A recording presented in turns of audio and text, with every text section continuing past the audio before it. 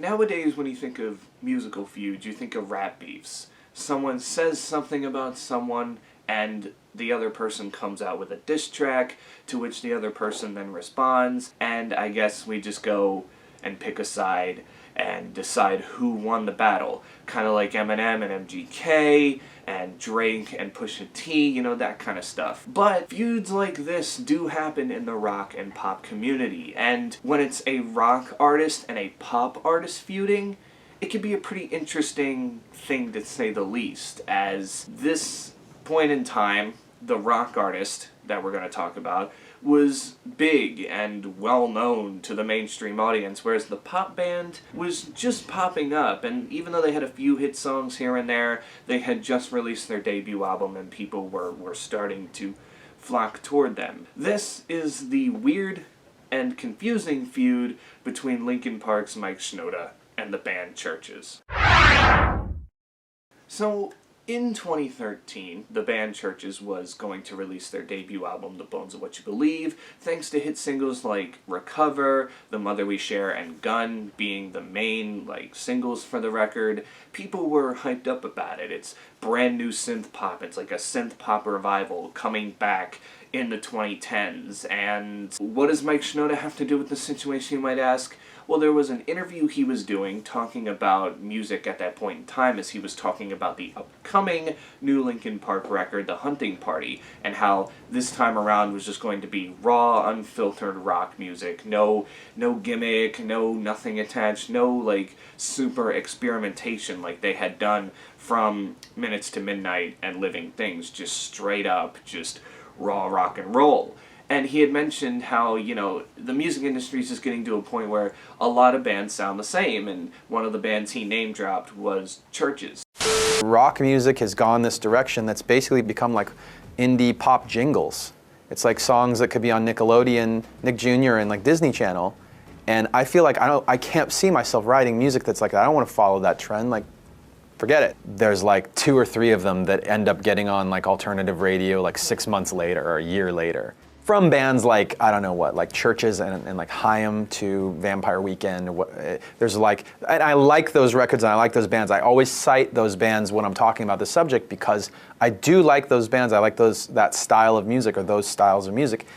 But there was a point at which that was fresh and new, and they were making it because it was part of their identity and they were making something different. And now it's a different situation. And I don't necessarily know if at first that rubbed Chvrches the wrong way, but they definitely kind of played it off, and where I don't necessarily think trying to get under his skin, but obviously something was going on here, and his comment may have gotten to the band a little bit. And then in an interview in 2013, when the band was being interviewed about their debut album, the interviewer mentioned the comments by Mike Shinoda and asked the band to basically say, what do you feel about this? And Lauren Mayberry, the lead singer, responded with, it seems like a pointless dig. However, people thought she said, he seems like a pointless dick. Mike Shinoda said that there's too many bands of your kind, I'll say. What do you think to that remark?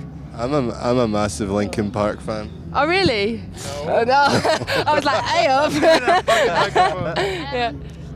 I think I don't I think that everybody likes different kinds of music, and that's absolutely fine.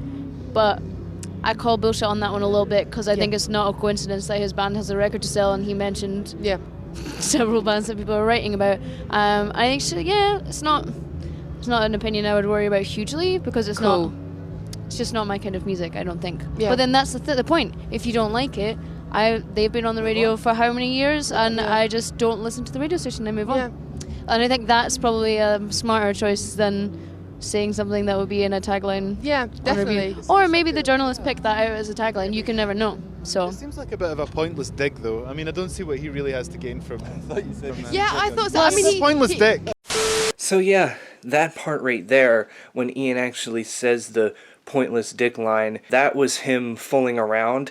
I think that might be the journalist we're talking about, but in the end, he said pointless dig, and they made a joke about mishearing what he said, so that meant nothing to the actual saying that was being said. I wanted to clarify that, but people said, but he did say pointless dick. He did, but it was a joking manner from one of his bandmates mishearing what he had said beforehand. Anyway, back to the video.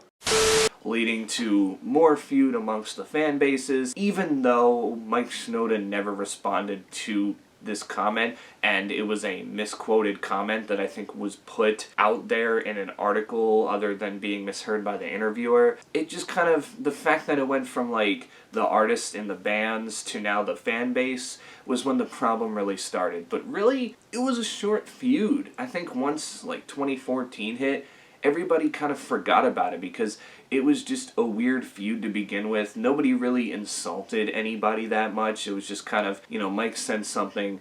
The band said, it is what it is. It seemed kind of pointless that he would just name drop. He didn't have to name drop people, but whatever. And I guess people misconstrued this and turned this into a big thing.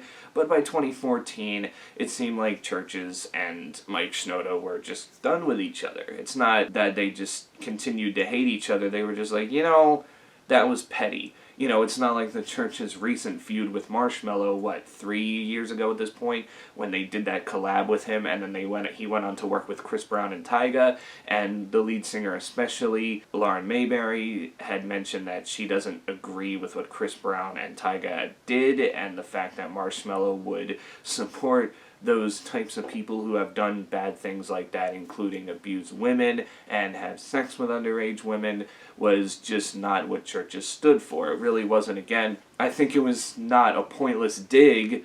It was just Lauren saying, we don't associate ourselves with the guys that Marshmello is collabing with. We're disappointed in him, but we're not mad. Again, there was no insulting. And then, of course, Marshmello, Chris Brown fans, Tyga fans had to basically go after Lauren Mayberry, and they were sending things like death threats and rape threats toward her, which, come on, keyboard connoisseurs. You're not tough. Nobody's scared of you.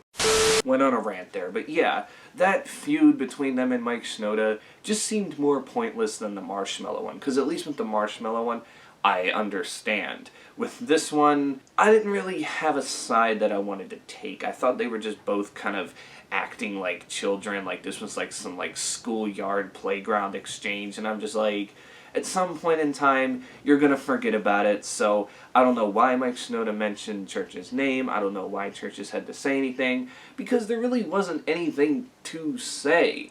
Mike Shinoda didn't say, oh yeah, well this band Chvrches, they suck, they're horrible, this, that, and the other. He just said, there's a lot of bands out there that, sound similar to some acts of today, being Chvrches, which I don't 100% agree. I think Chvrches at the time was doing their own thing, and even now they still have their own thing going, and yes, sometimes they may sound like what you'd hear on mainstream radio, but they're way better than what you're hearing on mainstream radio for the most part. And again, Chvrches with the whole pointless dig comment thing, it's just like, I can't see why, just like, he said whatever, it's really none of our business, who cares, and move on from the situation. I see it as not necessarily both were in the wrong, but both made this out and took it more further than it should have been, and that just goes to show you how petty some music feuds can be. So, yeah, that's basically it. The band and Mike Shinoda have not exchanged words since those moments, and I really don't know how Mike Shinoda feels about Chvrches anymore. Maybe he feels differently, I don't know, but in the end, everyone has their musical preferences, so if he doesn't like Chvrches, who cares? That doesn't mean he doesn't like the people in the band, he just doesn't like their music, and that's fine. He doesn't have to. No one should force him to like their music. We know what he's into, a lot of industrial rap and rock music, and he's able to combine those together so well to create his own little sound. So you know what? Who cares what Mike Shinoda likes and doesn't like? It's just who he is, and again, no one should force him to like Chvrches. Tell me in the comments below, what is one of the pettiest music feuds that you remember in your lifetime? It could be way back when, it could be one that's more recent than this.